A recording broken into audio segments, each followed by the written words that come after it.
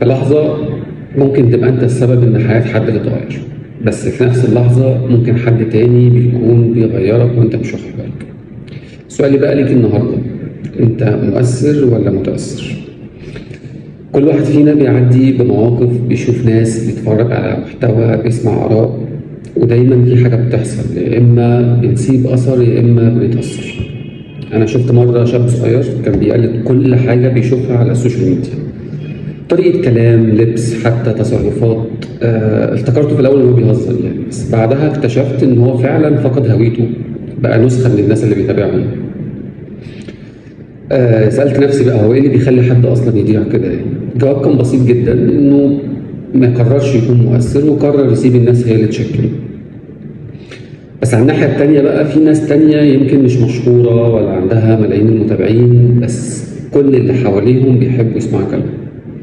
ليه؟ لأنهم بيختاروا يكونوا قدوة، مش بيقلدوا، بيبنوا مش بيتشكلوا. كل يوم وكل لحظة أنت عندك فرصة، يا إما إنك تبني شخصية غيرك بكلمة أو فعل بسيط، يا إما تسمح لحد تاني إن هو يشكلك وأنت ساكت. فدايما اسأل نفسك، يعني لما الناس تقابلك هل بيخرجوا من عندك بشيء حلو ولا أنت اللي بتخرج من عندهم بحاجة مش شبهك؟ اختار تكون مؤثر، مش لأنك عايز تتشهر، لكن لأنك عايز تسيب أثر حقيقي فعلا في وقت بقى فيه التأثير سهل بس نادر إن هو يكون حقيقي.